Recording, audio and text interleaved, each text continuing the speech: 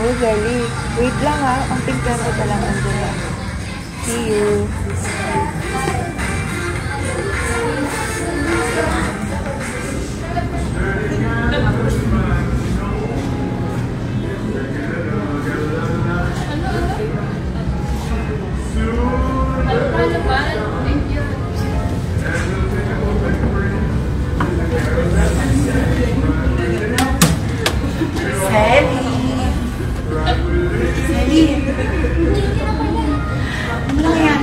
Kanina ka pa ba't wala dyan? Masyado na ba akong matagal? Hindi naman ganun. Masyado. Eh, kasi bago iniisip eh. Ano ba yung mga iniisip mo? Remember, gusto ko maging manager ng business ko in the future. Ah, oo. Natatandaan ko yung pinag-usapan natin last time na nagkita tayo sa mall. Pero as your good friend, I have some ideas about business management. Business managing. Yeah, diba? Kasi nga may business family ako and tinatakal nila sa akin kung paano maging isang productive na maging manager. So, first let me discuss this something. May baon ako. Ayun, Sally. Kung gusto mong maging manager and gusto mong magkaroon ng magandang business in the future, I have something to discuss. The different leadership style para naman magkaroon ka ng idea about the business of the future. First, I think we discuss it sa iyo. Ito.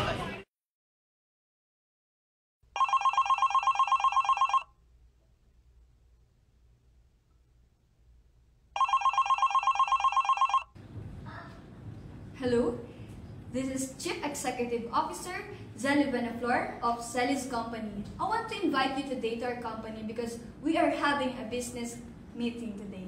If you're free. Oh, sure. See ya. Bye.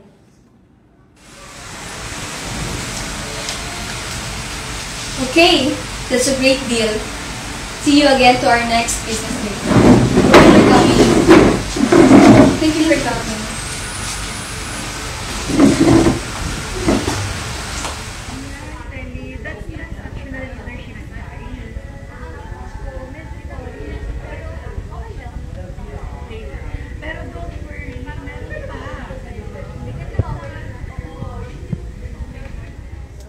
How about this one?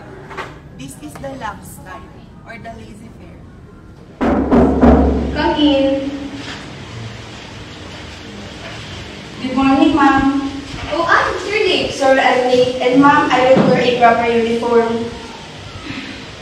Okay, but first, please visit them. Please. Oh, by the way, how's the papers? Ma'am, I don't have enough time to finish it yesterday, so it's not yet done. It's okay, I just gave you more time to finish that. I won't please. Anyway, ma'am, can I ask a permission to allow me to have a tourist booking vacation? But why? Because, ma'am, we have a family reunion. Okay, yes, but please come back as soon as possible. Okay, ma'am, please. What can you say? Para naman ito hindi mag-work ang business kung ganyang leadership style ka. Exactly. Pero don't worry. Meron pa akong i-discuss sa'yo na magugustuhan mo. Dahil mo ba? Si Zelly, what if... Ma'am, pinapatawag niyo daw po ako. Oh yes, Angela, but first, please be seated. I have to say something and I want you to do me a favor. What is it, ma'am? I think you have the potential to replace me just for a while because I'm leaving for about 2 days because I have an emergency. Can you do it for me? Yes, ma'am. Don't worry, I'll do my best. Thank you, and just contact me if there's a problem. Yes, ma'am. Thank you very much. You're so good in your employees. Gusto ko ng ganyan. Bet ko yung ganyan leadership style.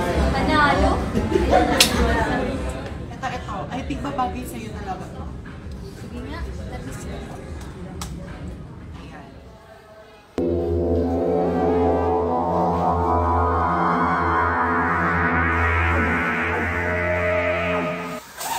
Look what you did!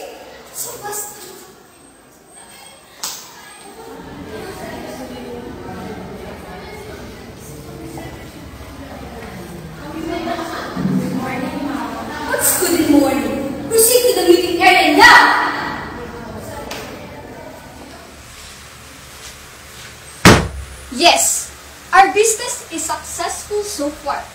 But I want all of you to be more productive. But Mom, we did things very well. No, I don't think so. Mom, I'm sorry. I don't need your explanation. You're fired! Get out of here! And all of you, go back to your assigned task.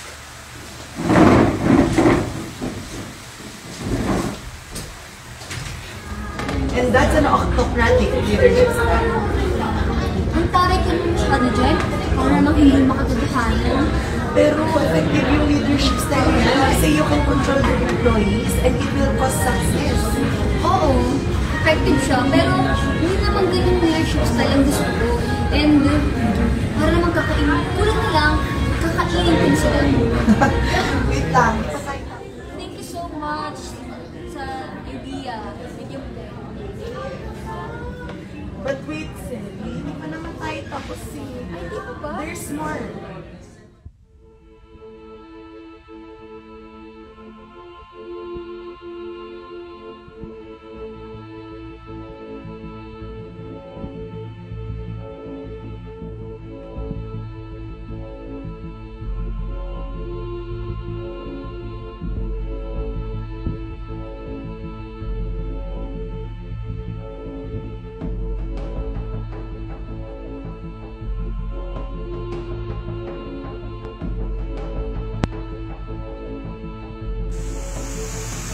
Guys, ano ba bad news?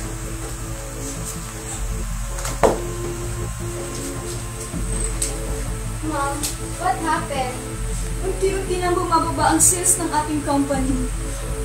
And later on, magsaranay ka at mawalan tayo ng trabaho. I don't want that to happen.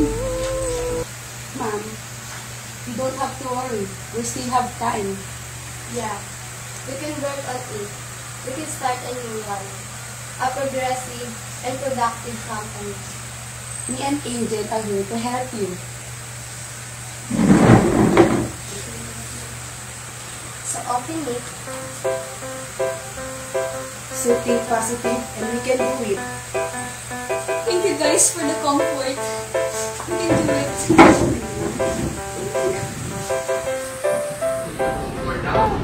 Why are you crying? Nag-touch ako.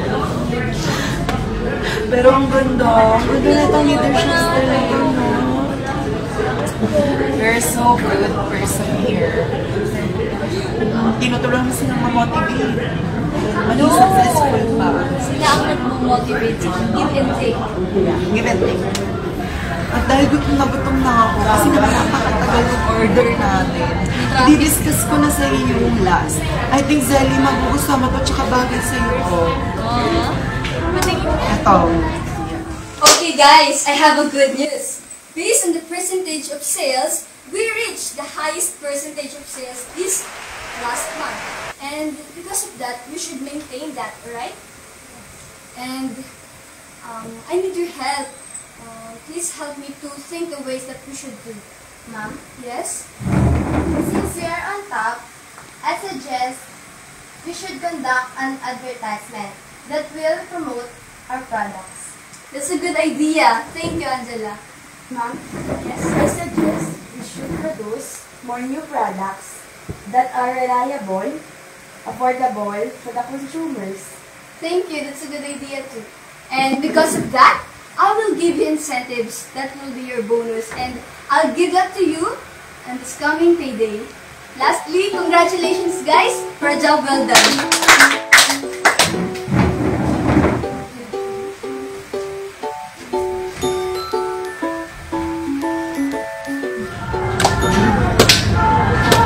Wow! Speechless. Diba? Nagustuhan mo. Pero Zelly, to be honest, ito talaga yung pinakabagay sa yung leadership style in the future. Kasi nakikita ko may good heart ka and you treated people so good and so nice. Kaya naman Zelly, sana pag naging manager ka rin, nagka-business ka in the future, huwag mong pag-ulit. Siyempre naman ikaw ba?